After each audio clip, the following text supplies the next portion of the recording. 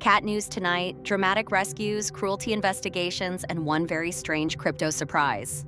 Police say a cat is safe after a bridge incident, with cruelty investigators now examining what happened. In North Carolina, a man faces charges after authorities say he broke in and tormented a neighbor's cat. Another rescue brought relief when officers pulled a trapped cat from a drain pipe after worried calls. Robinhood's new blockchain drew massive trading, but the unexpected breakout star was a meme coin built around a cat. Researchers are questioning whether friendly grooming between cats is always affection, adding a surprising twist to feline behavior. For more cat headlines without the fluff, stay here for the next update.